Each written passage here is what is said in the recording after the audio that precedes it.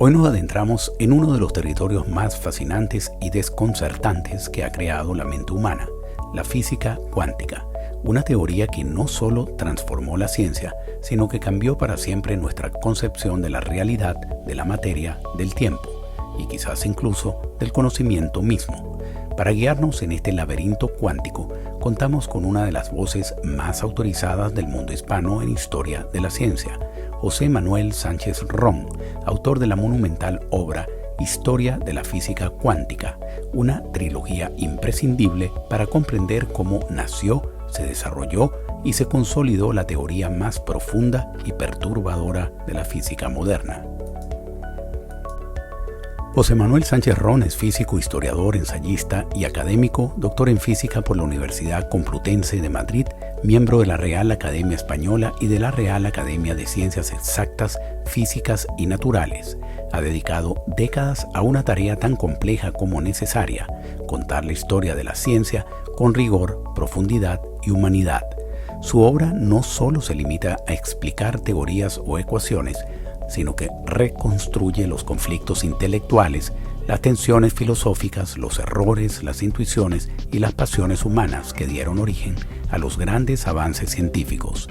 En sus 3 tomos sobre la física cuántica, Sánchez Ron no solo nos narra una revolución científica, sino una auténtica revolución cultural comparable o incluso superior a la copernicana o la darwiniana. Comenzamos.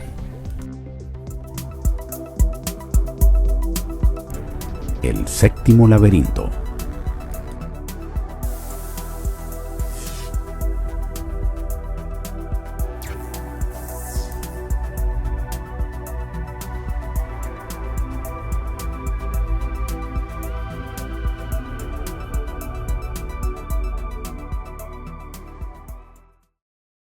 Cuántica.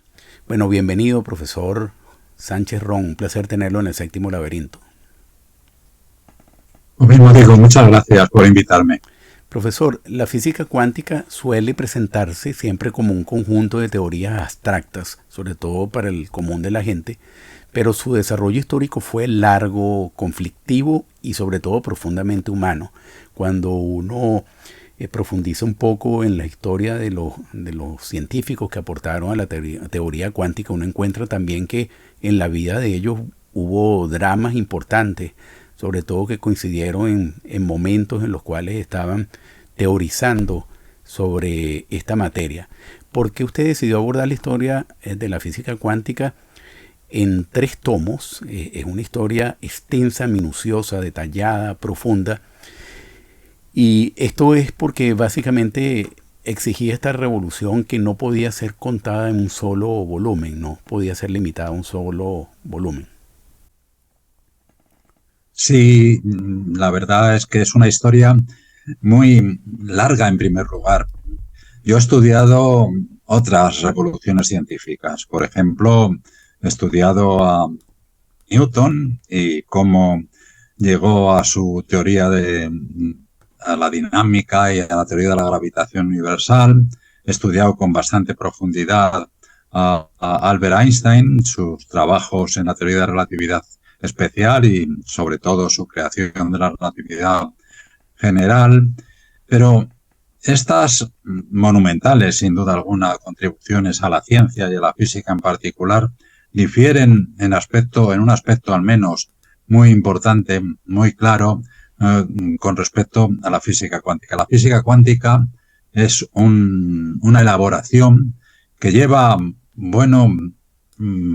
casi medio siglo o más, todavía sigue de hecho en curso, y en la que frente al caso de Newton, que es fundamentalmente el que llega en su publicación de 1687 a esa formulación básica para la física, o el caso de Einstein, es cierto que en el de la teoría de relatividad podemos hablar de algunos precursores, Larmor, Poincaré y sobre todo Lorentz.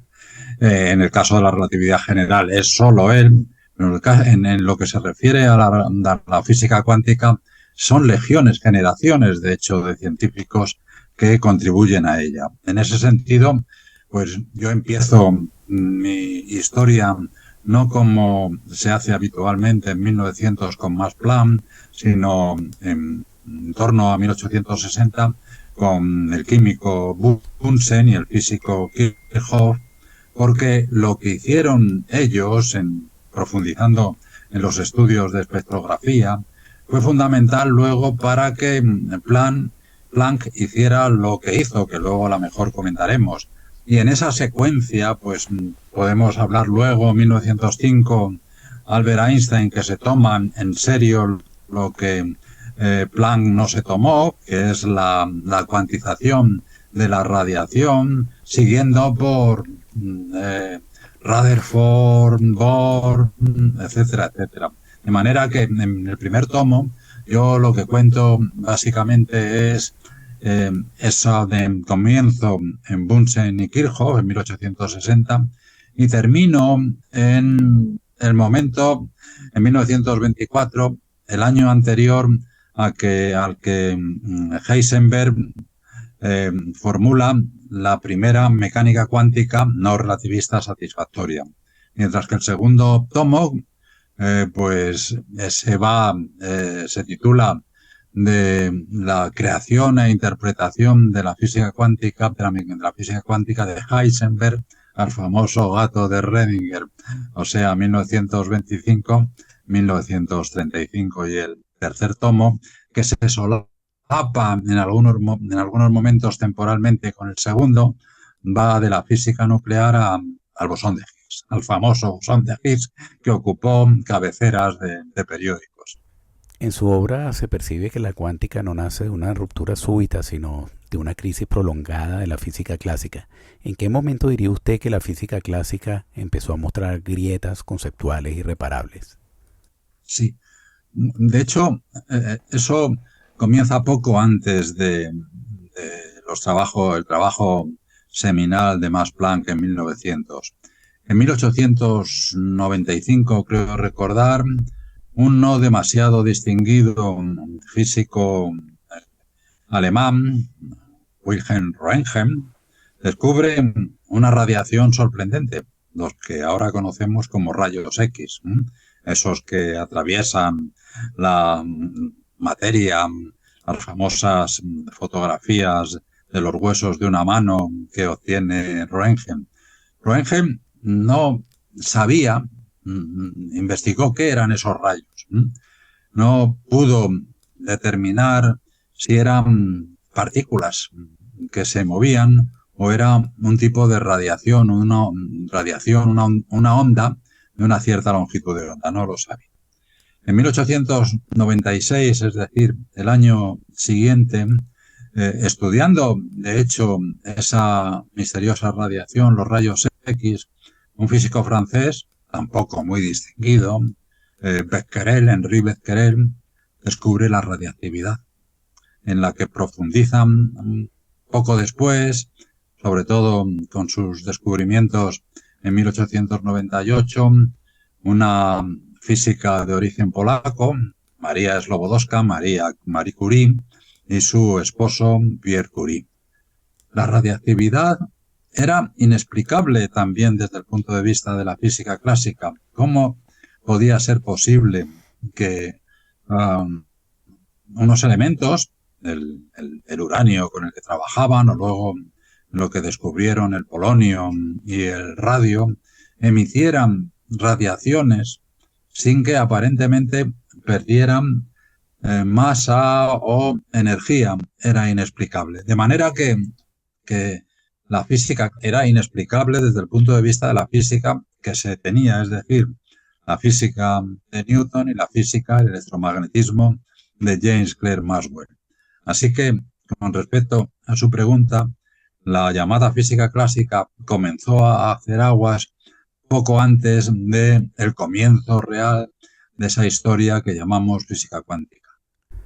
Muchos de los protagonistas de la revolución cuántica eran jóvenes brillantes que trabajaban dentro de instituciones tradicionales.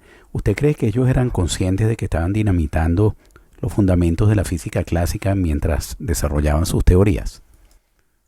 Max Planck no. Max Planck, de hecho, inicialmente y durante mucho tiempo no aceptó esa cuantización de la radiación. No, él pensaba que, de hecho, pues que lo que se debía, esa cuantización se limitaba únicamente a la interacción de la radiación continua, de las ondas continuas maxwellianas con las paredes del contenedor que, que albergaba esa radiación.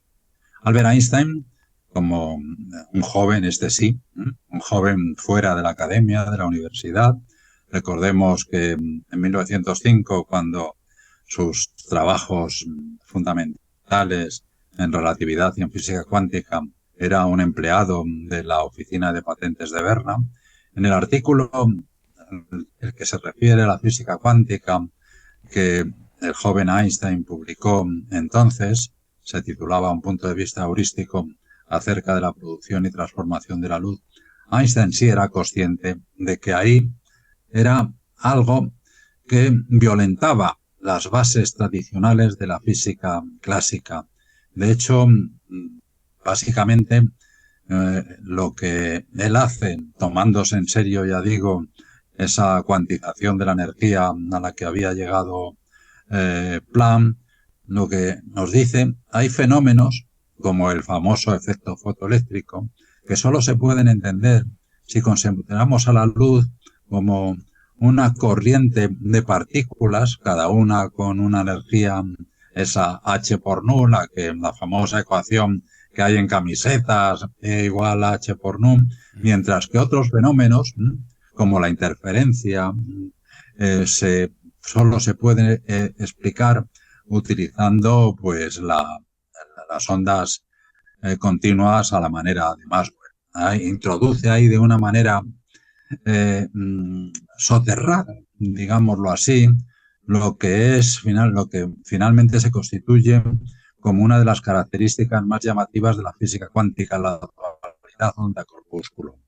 Luego, yo diría que el siguiente gran nombre en este periodo inicial en busca de una teoría complicada, una teoría completa de esos fenómenos, Ernest Rutherford. Rutherford era también un físico clásico. De hecho, su modelo atómico, ese que estudiamos en los colegios, un núcleo rodeado de electrones que circulan en torno a él, él lo pensaba en términos clásicos y por eso se dio cuenta que no era posible mantenerlo porque los electrones caerían enseguida hacia el núcleo y no habría estabilidad de la materia. Mientras que el siguiente gran nombre, y estoy hablando ahora de su contribución en 1913, era otro joven, entonces físico, un físico danés, que ese sí pertenecía al ámbito universitario, de hecho se había doctorado en Copenhague y estaba en Inglaterra ampliando estudios. Me estoy refiriendo a Niels Bohr.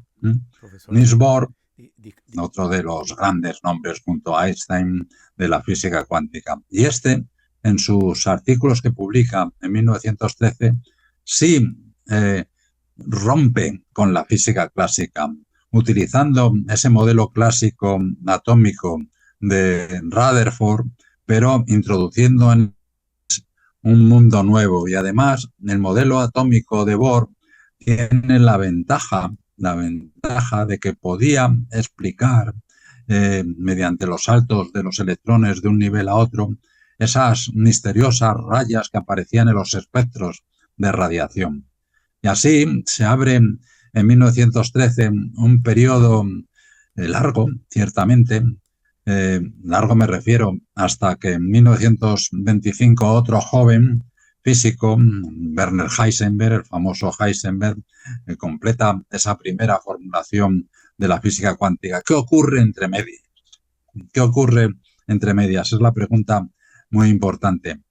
Yo, cuando daba clase de historia o de física a mis alumnos, les decía que a nadie se le podía haber ocurrido la física cuántica. ¿Quién va a imaginar la ecuación de Schrödinger, por ejemplo, o la formulación, la mecánica de matrices de Heisenberg? Es algo que se llegó a ella en una interacción entre la observación, fundamentalmente las posiciones de esas líneas en los espectros de las radiaciones y pues modelos que se iban introduciendo para tratar de explicar esas posiciones. Y así, ya digo, es un diálogo teoría-experimento en el que ideas preconcebidas, como podía tener, por ejemplo, Einstein, que le condujeron la teoría de la relatividad especial, en el caso de la física cuántica no es el mismo proceso. Y de hecho, bueno, pues así se llega a la llamada mecánica de matrices de Heisenberg, que es también una teoría que trata de huir de la intuición de las imágenes, lo que por entonces, 1925, ya establecido, Albert Einstein le repugnaba. Es el momento, de hecho, inicial en que esa famosa posición de Einstein con respecto a la física cuántica, que se resume en eso de Dios no juega a los dados, ¿no? Se produce. En 1920, exactamente, en 1925 también un joven físico británico, uno de los que yo personalmente más admiro, Paul Dirac, encuentra una manera más perfecta digamos, y más abstracta de esa mecánica de matrices de Heisenberg. Y el año siguiente, 1926, un ya más establecido, más mayor, aunque no demasiado, físico austriaco, Erwin Redinger, siguiendo un camino más clásico, digámoslo. De hecho, Redinger lo que pensaba, lo que quería, era restituir el modo de pensar clásico en los fenómenos cuánticos. Llega a su famosa ecuación de Redinger, la que estudiamos y la que se utiliza habitualmente mucho más que las versiones de Dirac o de Heisenberg para resolver problemas. Sin embargo, y eso ya es un tema, todo esto, la creación de la física cuántica es lo que discuto en mi tomo 2. En ese tomo 2 también trato lo que ocurre a continuación. Como, en primer lugar, tenemos dos, básicamente, aunque porque ya digo, la de Dirac es muy parecida a la de Heisenberg, formulaciones muy diferentes en lo que se refiere a su posible interpretación. Pero el propio Redinger y otro de los grandes nombres de la física cuántica, Wolfgang Pauli, demuestran que son equivalentes. Pero son equivalentes matemáticamente. ¿Cómo la entendemos? Ahí se produce uno de los debates más interesantes de la historia de la ciencia, de hecho, que yo creo que todavía no está finalizado, que por el momento pues hay sí, digamos, un consenso sobre esa solución. Es cómo interpretar la física cuántica y se llega a la denominada interpretación de Copenhague. Copenhague, ¿por qué? Porque el líder, digamos, de los físicos cuánticos, la figura más respetada, era Niels Bohr, que tenía su instituto de física en Copenhague, que era como la meca a la que iban prácticamente todos los jóvenes físicos cuánticos o pasaban allí algún tiempo. Esa interpretación de Copenhague, yo quiero resaltar que es, suponiendo que se mantenga en el futuro, algo que nos muestra que nuestros modos de comprender, de acceder a comprender la realidad, son muy diferentes de esos que habitualmente, basándose en nuestra experiencia cotidiana, formulamos o tenemos. ¿Qué dice la interpretación de Copenhague, básicamente? Pues que un sistema físico, antes de que se le observe, está en todos los estados posibles. Estados posibles de situación, energía, lo que sea. De hecho, el objeto fundamental que hay que resolver, el que describe la realidad en la física cuántica, es una función, la llamada función de onda. Para que se entienda bien la diferencia, en la física clásica, el objeto que hay que,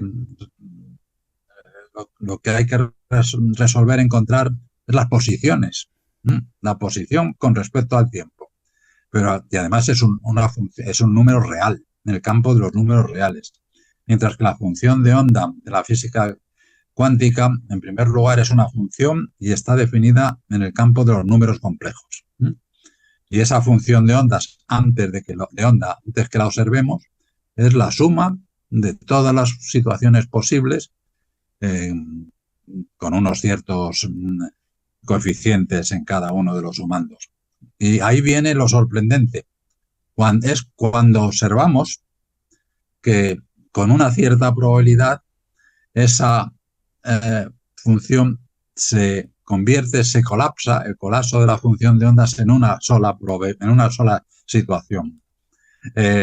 Schrödinger, en su artículo, es el último capítulo de mi segundo tomo, de 1935, en el que introduce su conocido ejemplo del gato de Schrödinger. Por supuesto, se refiere a una situación macroscópica, que no está ni mucho menos clara que sea correcta, pero lo que nos viene a decir, antes de observar en un cierto escenario, un gato puede estar vivo o estar muerto porque hay por ahí un sistema de radiactividad, etcétera, etcétera, pero cuando observamos, pues está vivo o muerto. Pero ¿cómo un gato puede estar vivo o muerto? Por supuesto, ya digo, es un ejemplo para resaltar lo contraintuitivo del mundo cuántico, que nos dice, insisto, que nuestras maneras de comprender el mundo pues son muy limitadas. Lo que pasa que podemos, y eso yo creo, enorgullecernos de que aún así somos capaces de encontrar esas maneras o esos modelos de algo que según nuestra manera de comprender no entendemos, ¿no? Esa parte de la comprensión de la física cuántica es muy interesante y me gustaría que pudiéramos abordarla más adelante. Pero ya que estamos hablando de historia, el siglo XX fue un periodo marcado por guerras, exilios y profundas transformaciones sociales. ¿Qué papel jugaron los contextos políticos, culturales y personales en el desarrollo de esta historia de la física cuántica? En el periodo que yo estoy diciendo, no, básicamente. Al que me estoy refiriendo ahora, no. Aunque hay, por ejemplo, trabajos muy conocidos. De hecho, uno de un historiador estadounidense, Paul Forman, que afirma que la interpretación probabilística de la física cuántica se vio influida por el ambiente que en Alemania surgió tras la derrota de la Primera Guerra Mundial. Pero es algo debatido. Pero la pregunta suya es muy interesante porque entra de lleno en lo que sucede a continuación. Es, digamos, parte de los temas que abordo en el tomo 3. Fíjese usted, la física cuántica, hasta ahora, por lo que he dicho, podríamos pensar, pues, que bien, que es una construcción que se refiere, que nos ayuda a comprender el comportamiento de la materia, qué es la materia y las radiaciones, la interacción materia y radiación, pero que, bueno, la pregunta es, ¿afecta esto a la vida social, política, a la que usted se refería? Bueno, aquí entra la física nuclear. La física nuclear, el tercer tomo de mi libro se titula De la física nuclear, 1935, al descubrimiento del bosón de Higgs. La física nuclear es el estudio de pues, la composición del núcleo atómico, que inicialmente se pensaba que estaba formada por protones y electrones. Y electrones, porque claro, en la radiactividad se veía que se emitía lo que se conoce como radiación beta, es decir, electrones. ¿Y cómo no va a haber en el núcleo electrones si los emiten? Esto En 1935 es cuando se descubre el neutrón y bueno, pues más o menos pronto queda claro que hay neutrones y protones en el núcleo y que los electrones es un proceso de creación, la llamada teoría de la interacción débil, ¿no? Pero vamos a la pregunta. Esa física nuclear conduce en 1938 a un descubrimiento sorprendente. Enrico Fermi, el italiano que luego se instala en Estados Unidos, comienza a hacer experimentos. ¿Qué pasaría si lanzo neutrones a elementos químicos? Esos neutrones, si van lo suficientemente lentos, no harían que un elemento en cuestión pasase al siguiente lugar de la tabla periódica, porque le estamos dando más masa, etcétera, etcétera. Él lo que buscaba eran elementos más allá del uranio. Bueno, le dan el premio Nobel por eso, pero él no detecta, y seguro que en sus experimentos eso sucedió, algo que en diciembre de 1938 un químico alemán, Otto Hahn, y su colaborador, el físico Fritz Strassmann, que había sustituido a Lisa Meitner, que era la colaboradora, bueno, la colaboradora no, la trabajaba en esas investigaciones con Hahn desde el punto de vista físico, pero estamos ya en 1938 en la Alemania nazi. Y Lisa Meitner era judía, austriaca, y cuando Alemania se anexiona a Austria, pues sale de Alemania, se instala en Suecia, etcétera, etcétera. Hahn y Strassmann descubren que el uranio se fisiona cuando lanzan neutrones. Eso es la fisión del uranio, que conduce enseguida pues a lo que sabemos, al proyecto Manhattan, a las bombas atómicas. Pero la pregunta relevante que conecta con lo que me dice usted es, bueno, la fisión del uranio se puede utilizar, y de hecho se utiliza después de la guerra, pues es para la producción de energía con fines pacíficos, las centrales nucleares. Pero en el ambiente, en la situación política, militar de la Segunda Guerra Mundial, pues la fisión del uranio, sobre todo cuando Estados Unidos entra en diciembre, quiero recordar, de 1941 en la guerra, es aplicar para construir una bomba. De manera que ahí tenemos, y luego la historia que sigue, pues es la que termina en agosto de 1945, las bombas atómicas sobre Hiroshima y Nagasaki, el final de la Segunda Guerra Mundial, etcétera, etcétera.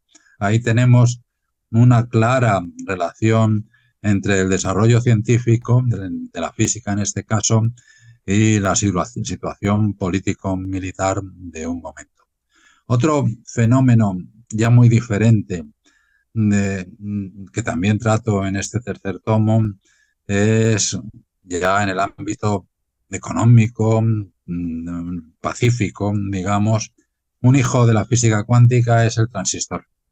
El transistor es un invento, es un hijo de la cuántica, pero no existe en la naturaleza, eso se inventa. Claro. En 1947, por 3 físicos que trabajan en los laboratorios Bell. Bueno, si hablamos del transistor, hablamos de circuitos integrados, que son muchos electrones,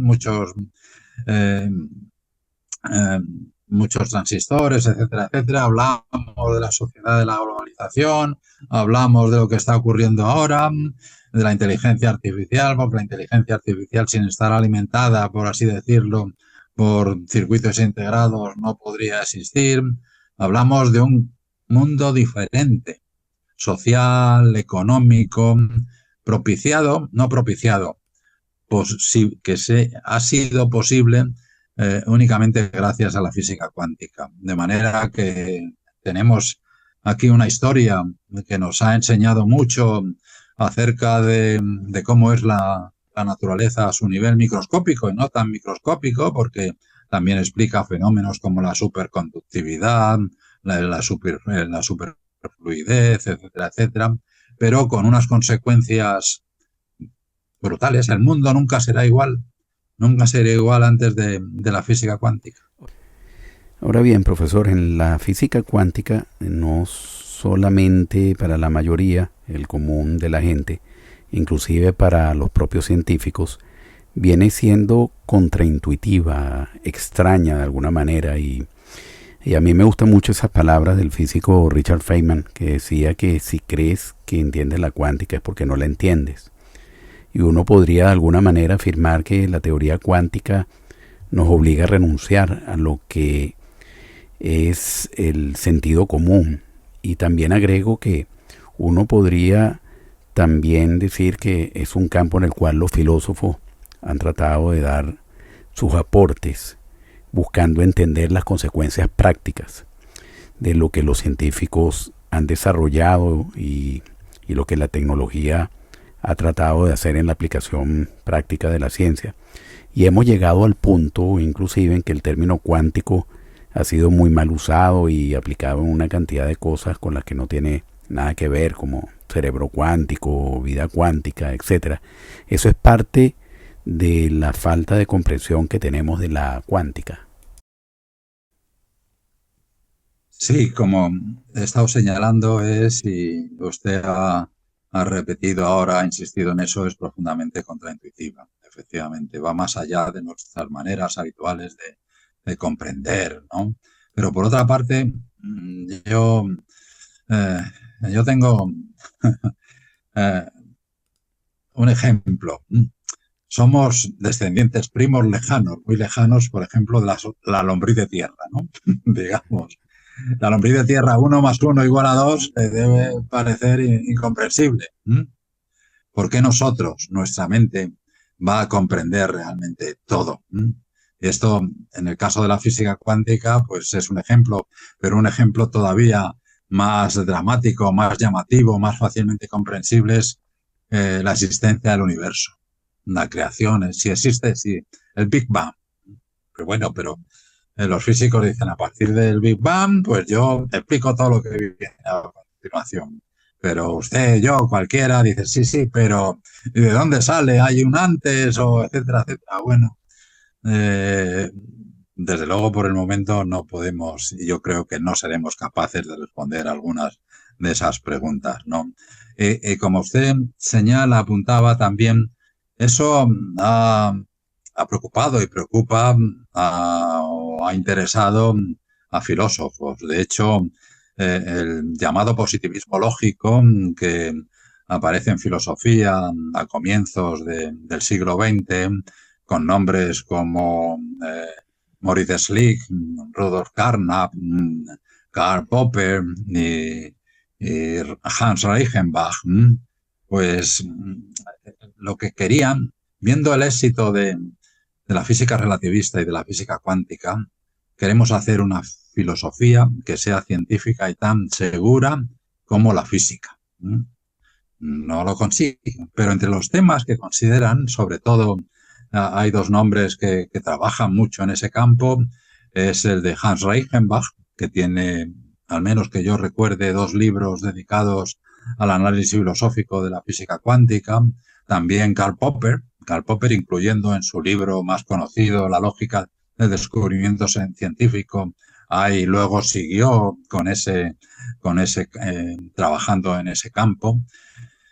Yo creo que las soluciones o las reflexiones de estos filósofos, Hilary Putnam es otro, no nos han ayudado demasiado, no, no han conseguido eh, resolver el problema, digamos, epistemológico, filosófico de la física cuántica. Pero bueno, pues insisto, si tenemos en cuenta nuestras posibles limitaciones, pues, pero quiero hacer hincapié en otra cosa. Es verdad, la famosa frase de Richard Feynman, el que cree que entiende la física cuántica, la mecánica cuántica no la entiende, es cierto.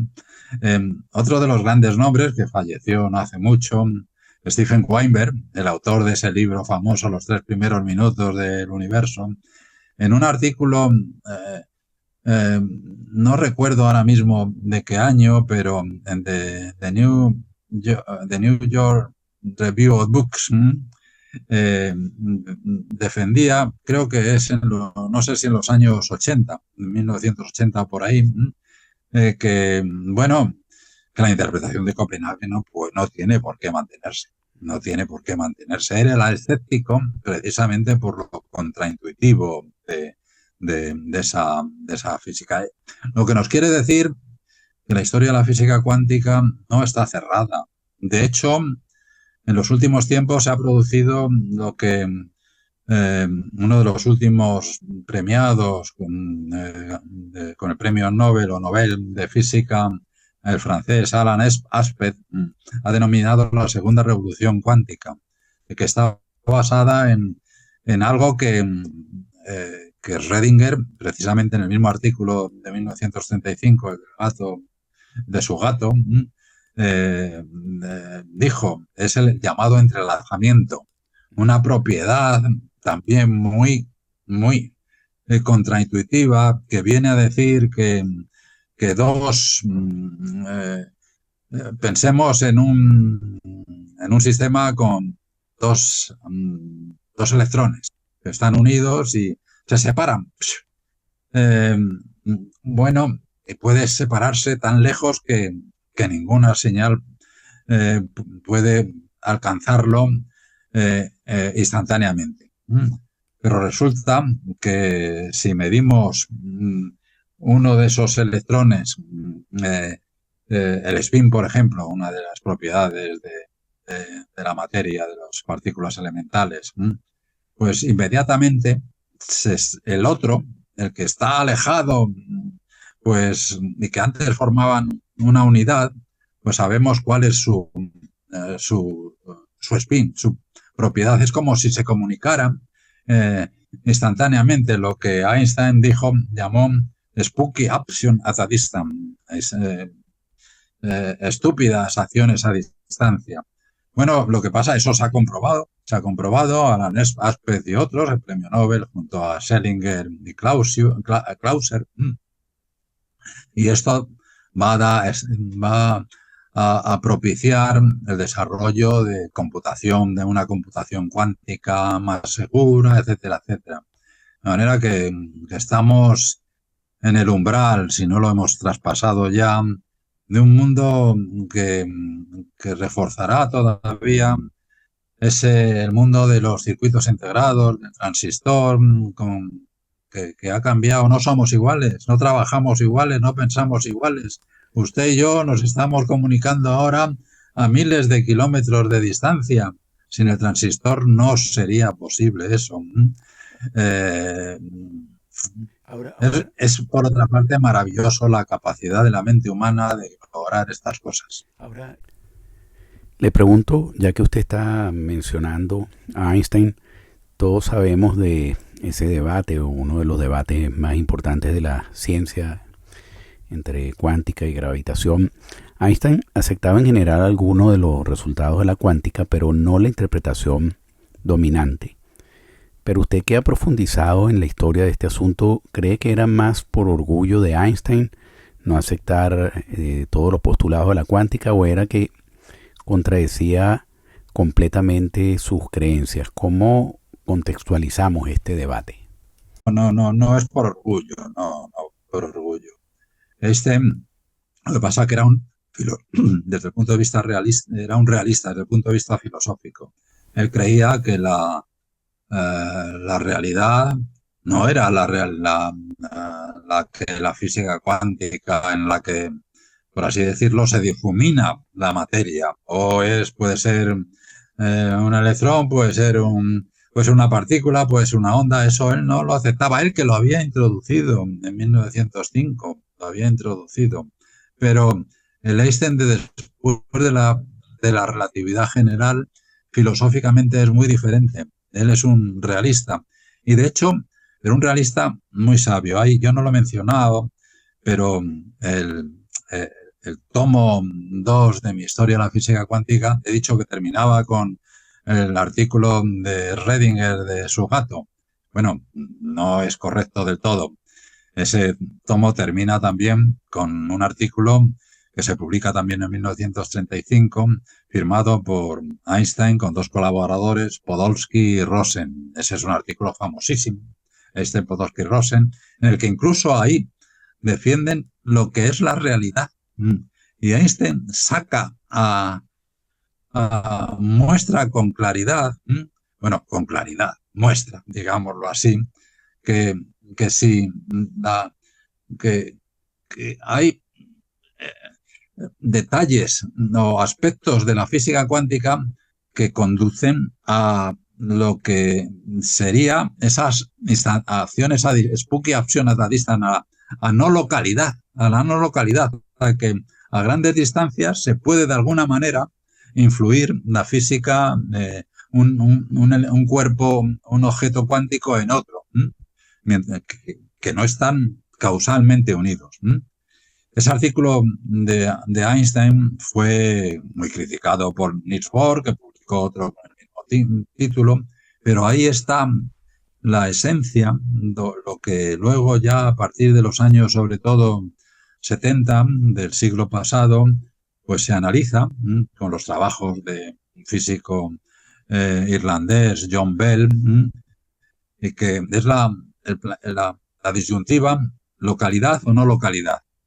Localidad quiero decir que la materia o los objetos cuánticos afectan a su entorno y se van propagando a lo largo de, como se propaga más o menos una onda, digámoslo así, aunque sea de otra manera.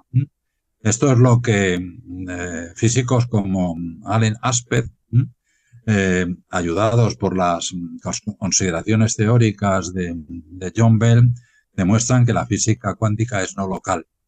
De manera que Einstein había planteado con claridad las dos alternativas y resulta que pues la realidad es la que él no aceptaba, a la que él no habría querido. La pregunta que nos podemos formular es, Einstein siempre fue un científico que, por mucho que persiguiera fines, digamos, realistas o que se acordaran, obedecieran a sus criterios filosóficos, él aceptaba el criterio de la realidad de lo que se observa, del experimento. Yo creo que no es impensable que en vista de los resultados de los experimentos en los que yo sobre todo creo que se ha distinguido Aspect, hubiera finalmente tenido que aceptar que lo que él pensaba pues que no era correcto y que la física cuántica pues sí, no es digamos como él pensaba, la realidad no es como él pensaba, sino que obedece a esas maneras cuánticas, por así decirlo. Ahora, hablando de realidad, estos conceptos como causalidad, determinismo, realidad objetiva, que fueron pilares de la ciencia clásica, con el descubrimiento y desarrollo de la cuántica, estos conceptos hasta qué punto sobreviven después de esta revolución cuántica. En lo que se refiere a los aspectos más básicos, digamos, Sí, el trasfondo, el fondo sobre el que se construye la realidad en la que nosotros vivimos, que esa, pues sí, es causal, etcétera, etcétera, no somos ni usted ni yo tenemos una dimensión de ondas, sino somos partículas, conjuntos de partículas, pero en el sustrato esa realidad se difumina, eh, y no digamos nada si realmente finalmente la llamada teoría de cuerdas pues es correcta, que nos dice que ni siquiera las partículas elementales, aunque pueden tener características de onda o partícula, son la realidad última, sino que son vibraciones de minúsculas cuerdas en espacios de 11 dimensiones. Ahí ya pues seríamos como, por así decirlo, como los acordes de una sinfonía a la que no tenemos acceso. Es es ciertamente algo, desde luego, sorprendente, pero ya digo, ¿por qué vamos a comprender hasta somos producto de la... Yo soy profundamente darwiniano. Yo soy profundamente darwiniano. Somos una casualidad, el producto del azar y la necesidad, el azar de las diferentes situaciones que ha ido apareciendo, han surgido en el desarrollo de la vida y la necesidad de obedecer en esos caminos las leyes de la naturaleza, que son las que son, aunque no las conozcamos del todo bien, ¿no? Y pues sí, somos un producto, nuestro cerebro, maravilloso sin duda alguna, pero bueno, ¿por qué? Ese cerebro que al fin y al cabo es fruto del azar y la necesidad va a tener capacidad para entenderlo todo. Ahora, la Lo física, único es que me maravilla que seamos capaces de diseñar sistemas cuyas predicciones son correctas y que además son coherentes entre sí. ahora, la física cuántica, entonces, de alguna manera es una teoría incompleta. Eh, Sí, bueno, claro, sí, sí, es claramente incompleta porque describe tres de las cuatro, al menos por lo que conocemos en la actualidad, fuerzas de la naturaleza. La física, la interacción gravitacional, que describe maravillosamente bien la teoría de la relatividad general, no es una teoría cuántica, no obedece a los requisitos de la física cuántica. Es el gran problema desde hace mucho tiempo de la física cuántica. De hecho, las teorías de cuerdas, pues lo que pretenden es resolver y unificarlas en un mismo marco. Lo que pasa que son tan elaboradas desde el punto de vista matemático que no son capaces de predecir eh, fenómenos que se puedan comprobar o no. Y eso es un requisito fundamental para la ciencia. ahora, en la historia de la física cuántica aparecen esas ideas que rozan lo paradójico, ¿no? Superposición, no localidad, colapso de la función de onda, etcétera. ¿Usted cree que esas paradojas revelan límites del lenguaje humano más que límites de la realidad? Porque uno también se pone a ver, la física clásica ofrecía una imagen del mundo profundamente estable, predecible.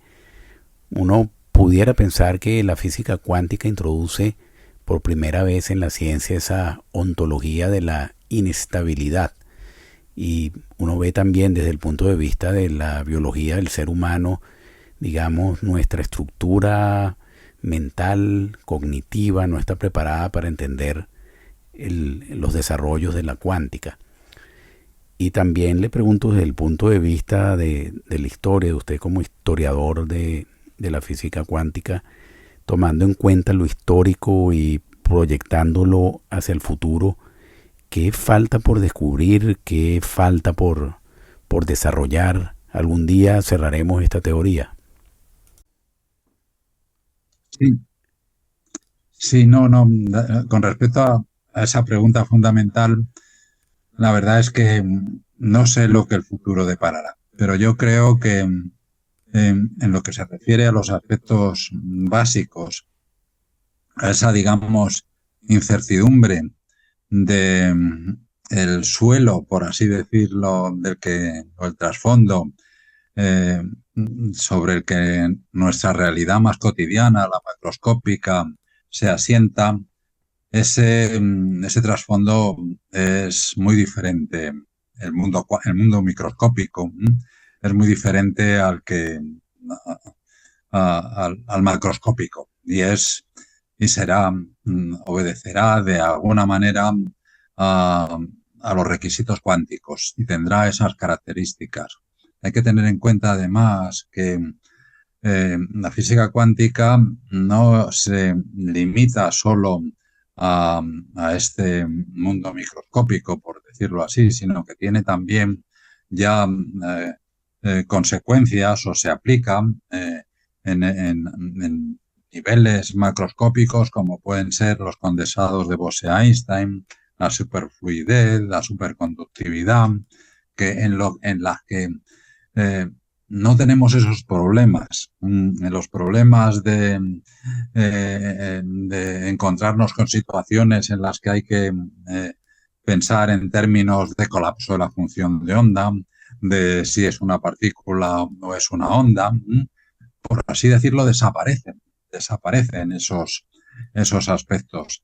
Así que yo no sé, ni nadie sabe, claro, creo, eh, si la interpretación de Copenhague pues se mantendrá en el futuro. Y creo que tampoco son los problemas que ahora nos atañen más o nos preocupan más. A mí, por ejemplo, me preocupa más algo que inicialmente pensé que eran elucubraciones.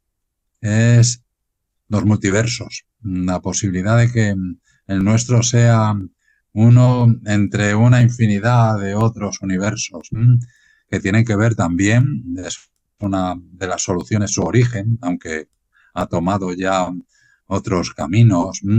Su origen data de los años 50 del siglo pasado, en una tesis de un físico estadounidense, Everett, Hugh Everett, que precisamente para resolver el problema del colapso de la función de onda, lo que decía es que cada uno de esas posibilidades, de esos, el gato vivo, el gato muerto, pues continúan existiendo, pero cada uno, la realidad se va bifurcando.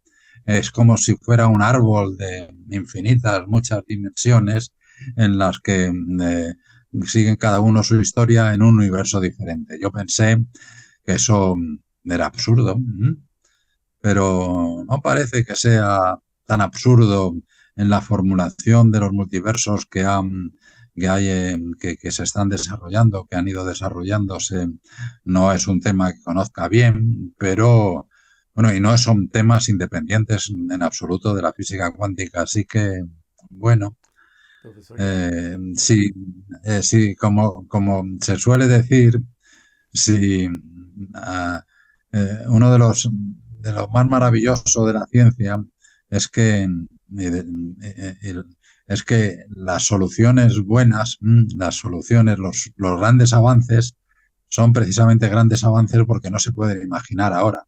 Así es. ¿Quién habría imaginado la relatividad general? ¿Quién habría imaginado La el cuántica. postulado de la cuántica, el postulado de la relatividad especial que dice que la velocidad de la luz es la misma independientemente del estado de movimiento del cuerpo que la emite? Eso que está dentro de la física clásica, porque la relatividad especial es física clásica, eso también es profundamente contraintuitivo.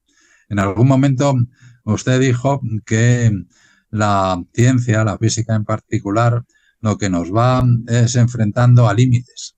Y efectivamente es así. Eh, la velocidad de la luz, el principio de incertidumbre de Heisenberg, nos encontramos en que, por así decirlo, no todo es posible. Algo que tiene consecuencias, además, que van más allá de la ciencia. En la sociedad actual, en el mundo actual, en el que consumimos, malgastamos energía, hay muchos que piensan, bueno, ya la ciencia lo resolverá. Bueno, la ciencia tiene sus límites. Y dos teorías tan fundamentales para la física y la ciencia actual como la relatividad y la cuántica nos presentan, nos enfrentan con claridad con algunos de esos límites. Usted que ha estado tantos años en contacto con la historia de la ciencia y la teoría cuántica, desde el punto de vista personal, ¿ha cambiado su propia intuición, su propia percepción de lo que es la realidad? Sí, yo como físico, antes de que me convirtiera en historiador de la ciencia, yo trabajé en relatividad, no en cuántica. Mi formación de cuántica es la que aprendí a lo largo de la carrera. Pero precisamente es una tarea que me ha llevado de manera intermitente muchos años, la de escribir esta física, historia de la física cuántica, entre medias ha habido otros proyectos, muchos otros libros, pero sí que me ha cambiado o ha influido poderosamente en lo que yo entiendo, y lo he tratado de expresarlo en diferentes ocasiones en esta charla nuestra, de nuestras posibilidades conceptuales, cognitivas. Creo que son limitadas, pero lo que no es limitada y es un misterio para mí, es un misterio, es la capacidad de, a pesar de estas limitaciones nuestras, de ser capaces de encontrar, ayudados por la matemática. Esto es otro problema. ¿Por qué la realidad se describe mediante la matemática? Esto es un problema clásico también, ¿no? Pues, ¿por qué somos capaces, sin embargo, de encontrar teorías que nos enseñen y con las que podamos además construir sistemas, teorías, objetos, nuevas maneras de vivir? Es para mí una especie de esquizofrenia, mundos diferentes pero que sin embargo se unen en una misma realidad del Homo sapiens. Ha sido un verdadero honor y placer conversar con usted, muy agradecido de que nos haya acompañado en el 7º laberinto, de verdad muchas gracias. El placer y el honor ha sido mío, muchas gracias por la invitación. La física cuántica nos enseñó que la realidad no es sólida, sino que el mundo no se deja atrapar del todo por la razón clásica y que el observador, nosotros, nunca estamos completamente fuera del observado. Tal vez por eso su historia es también una historia humana de dudas, rupturas, intuiciones audaces y crisis profundas. Cada avance fue, en el fondo, una renuncia a certezas anteriores. Escuchar esta historia de la mano del profesor Sánchez Ron es comprender que el progreso del conocimiento no es lineal ni triunfalista. Avanza a trompicones entre resistencias, errores y asombro, y sin embargo sigue avanzando, no porque entendamos del todo el universo, sino porque nos atrevemos a aceptar que no lo entendemos. Quizás la mayor lección de la física cuántica y de su historia no sea una respuesta definitiva, sino una actitud, la humildad frente a lo real, la valentía de pensar lo impensable y la conciencia de que el misterio no es un fracaso del conocimiento, sino su motor más profundo.